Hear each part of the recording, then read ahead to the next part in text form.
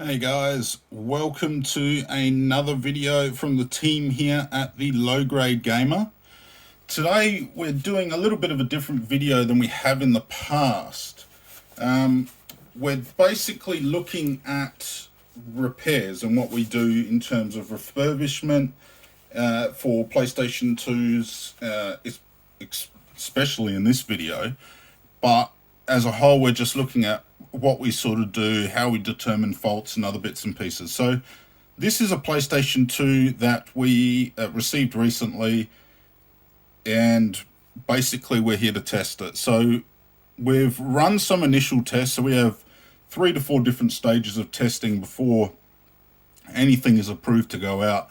So this PlayStation 2 in particular has a fault. Now, this is a fairly common fault with the PlayStation 2, which is why we thought that we would present it today. So this is a PS2 Slim. It's the first one that came out with the big power adapter with it as well. There's another version of the PlayStation 2 where it uses a standard figure 8 cable that comes with it. So in this case, this is the standard PlayStation 2. Now, basically, it's not reading discs at this point in time. Now, there's a couple of reasons that can generally be for. These have a tendency to have issues with the disk drives and other bits and pieces. But one fault that does come up quite a bit is a fault where the two connections, and when I say connections, they're more like switches. So there's a little switch right here, and there's one right at the back. So as you can see, we've got a DVD here at the moment, and we use that basically to put a DVD on for an extended period of time to make sure that the console either doesn't overheat and other bits and pieces. So in this case here, if we close the lid, the PlayStation 2 will not even try to read the disc. Now, the reason why we've identified it's the switches is because if we press down, even lightly, so I'm not putting much pressure in, you can see the disc is actually starting to read already, and the content basically is coming up now. So I've just clicked X to proceed, and you'll see that it will start the process of, warning, new penalties, copyrights, etc., because it's a DVD. So basically, I've just released my hand there, and you've seen it's gone back to exactly the previous stage, which again is no data. So again, if I put my hand down a little bit harder, you'll notice that the disc will start to read again.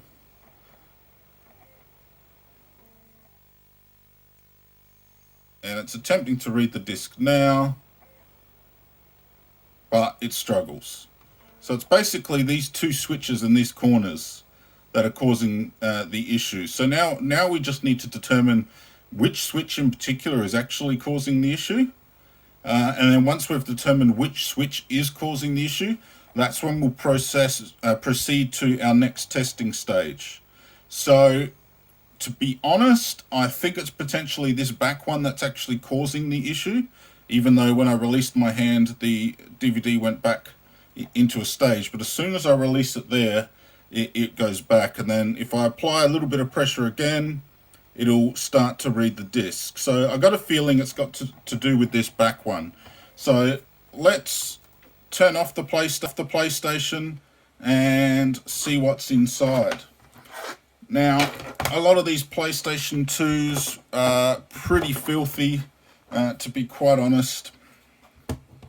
But that's okay. These things tend to happen with consoles of this age. So one thing that I do like with this console, and one thing that we do try to make sure we are getting when we do get a console in, is the fact that it's still got this sticker on the back. So that basically generally means that this console has not been opened by anybody previously, which is a massive positive for us.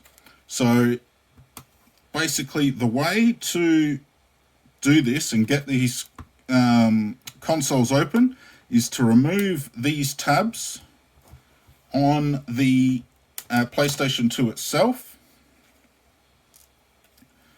Now, you don't actually remove these two rubber ones here. You only remove the back rubber ones. These two are literally just rubber feet, so if you remove them, you'd have to glue them back on. The rest do not need to be glued on, as they are all work with clips. Now, to be honest, it's actually a little bit easier sometimes if I use my nails without the gloves.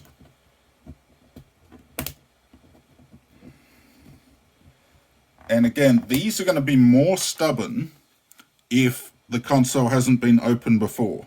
So again, that's a plus for us. That's something that we look for. The rubber ones are usually pretty easy. They'll pop out like so. And again, we've got another plastic one. So most of these are plastic, except of course the back rubber feet are not. So then we've got to take the sticker off, which again, I hate doing because the console hasn't been opened before. And we prefer to keep it like that if we can. Unfortunately, there are steps that we could take right now to make the PlayStation 2 work. The only thing is, I don't really like doing those steps because I'm not confident that the PlayStation 2 will continue to perform correctly. Which, obviously, being in the industry that we are in, that was a stubborn one. Being in the industry that we are in, we want to make sure, and any industry really, you want to make sure that the product that you're giving to your customers is going to work when they take it out of the box. The worst thing is when you send something out and it doesn't work. We hate for that to happen.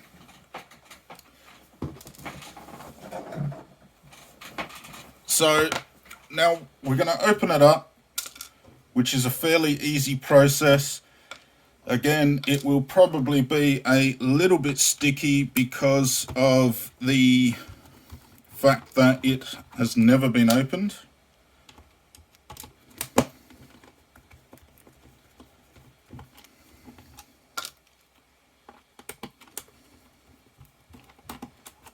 Now let's power through this here.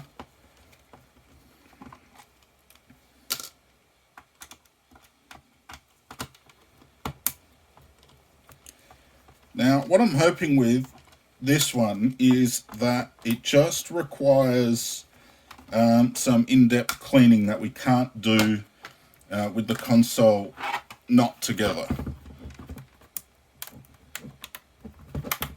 So this side is always a bit hard to get out. I usually like to keep the disc tray up as well. So usually you pull from the back.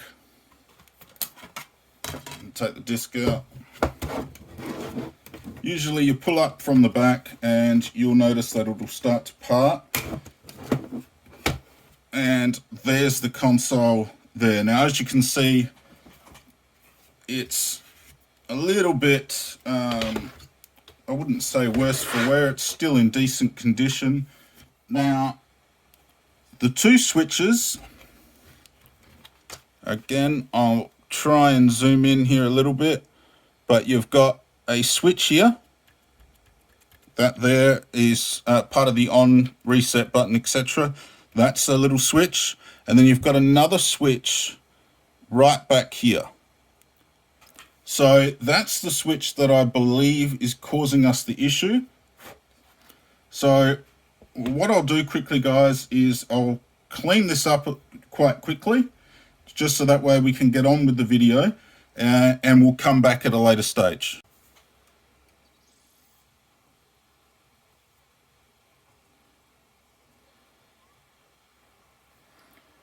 And as you can see, we are up and running. Hands are not on the console itself.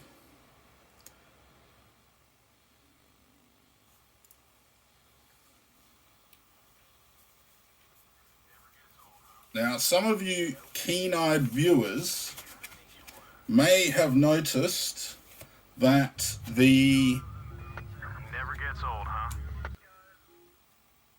So some of you may have noticed, sorry, I thought I'd better pause there.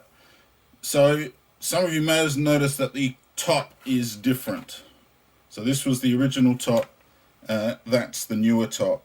So we've had to change that over because what actually has occurred is this right here, and I apologize if it's a little bit blurry, but this right here has actually been basically used that much that the plastic has actually ground down and it's not actually creating contact. So I'm tapping this here and we're not getting any loss in terms of what the disc is seeing and other bits and pieces. So we can clearly see that the problem was not only the original cover, which unfortunately is in pretty good condition, but overall, which may mean that we take out this at some point and switch it over with another one, but it is missing other bits and pieces in here, so it will probably be ended up using for parts. But overall, that's part of what we do when we're doing a restoration, so, or refurbishment rather. So what I'll be doing now is running the console through a whole bunch of testing setup and other bits and pieces just to make sure that it continues to perform correctly. Now there's no screws or anything in this yet, which again gives me good confidence in the fact that we've done our job. And I say that because the screws obviously clamp the top down a little bit harder, which makes better contact with the switches. So let's turn this off quickly. For those of you that want to watch this part, we're just going to put everything back the way it was.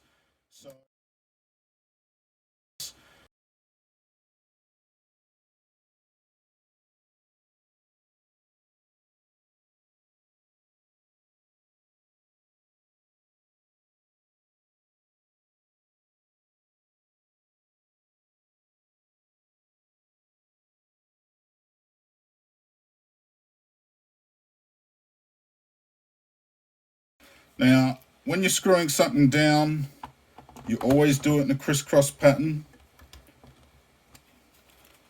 It is basically to make sure that all the screws go down evenly and correctly. Now, to be honest, PlayStation 2, etc. is quite well made from that point of view. We never really have any issues where we go, oh, that's not going to fit or that's not going to work, etc. So keep that in mind when you are doing these sorts of things. Now this console is going to go through a thorough clean soon enough, basically once we've finished doing our DVD testing and then our game testing, which will take, generally it takes a few hours because number one, we play DVD once or twice and then we play the game for, we play some games for a period of time, and again we check to make sure that there's no overheating, because that's the last thing that we want.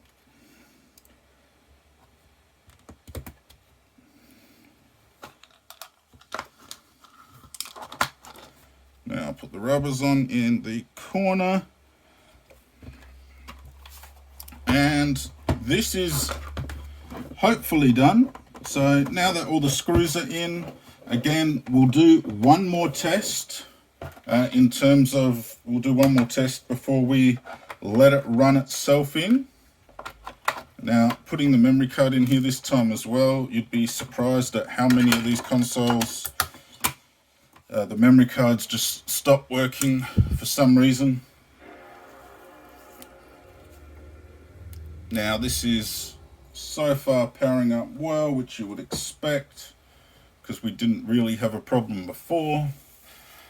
But let's now see what happens in terms of the disc, and it's taken us straight to the DVD menu, so that's fantastic. It looks like this one here is bang on where we need to be. So anyway, guys, I just wanted to thank you for watching another one of our videos. If you've got any questions or even hints or tips, maybe you've done this for a while and you've picked up on something that we've done. Again, you know, we're always happy to learn from anyone in the community if they've got something that we haven't thought of, or for any reason whatsoever. We'd love to hear your feedback as well. So jump on there, guys, subscribe to the channel, hit that like button, and we'll see you next time. Thanks.